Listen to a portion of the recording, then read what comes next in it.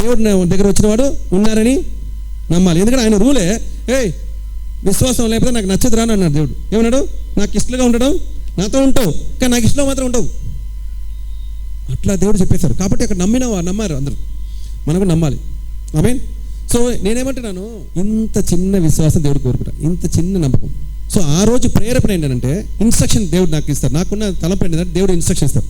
ప్రార్థించినప్పుడు ఏదో ఒకటి చెప్తారు, ఇది చేయి అది చేయి అంటారు. నాకేనంటే మనం చేసి అది లోపడడం. దేవుడు చెప్తే లోపడతారా లేదని అర్థమైంది కదా నేను చెప్పింది. దేవుడు చెప్తే ఇది చేయండి అది చేయండి అంటాం కదా, అది మీరు లోపడతారా లేదా చూస్తారు దేవుడు.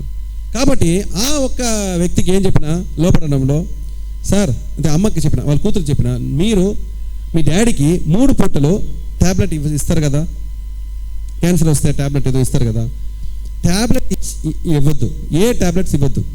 ఎందుకంటే ఆల్రెడీ ఆయన 1 మంత్ టైం ఇచ్చేశారు. కాబట్టి ఆయనని ఇబ్బంది పెట్టద్దు, ఆయనకి క్యాన్సర్ వచ్చింది చెప్పొద్దు. ఎందుకంటే భయం వచ్చినప్పుడు కూడా భయం వస్తే ఏమవుతుందా, విశ్వాసం కోల్పోతుంది. అంటే భయం తీసేస్తాం.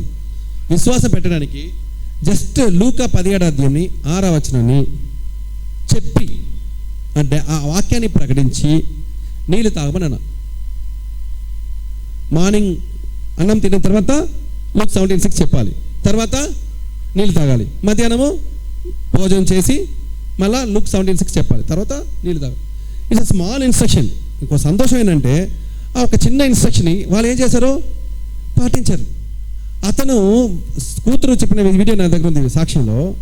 అంతకుముందు ఎంతగా బలహీన ఉన్నాడో, అంతకుముందు ఎంత బలంగా ఉన్నాడో ఆమెకు తెలుసు కదా. ఆమె చెప్పినంటే ఇంతవరకు లైఫ్లో ఎంత బలంగా ఉన్నప్పుడు ఎంత స్ట్రెంత్ ఉందో దానికన్నా ఎక్కువగా ఆమె బలంతుడుగా ఉన్నాడు. హల్లెలూయా.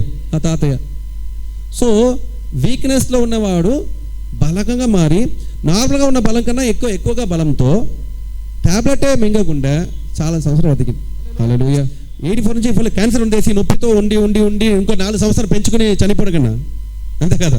4 సంవత్సరాలు నేను మంచంలో ఉన్నా, 4 సంవత్సరాలు నేను ఇట్లా ఉన్నా నీ బదులు 4. కానీ అప్పటికే 2-3 ఇయర్స్ తర్వాత సాక్ష్యం చెప్పింది.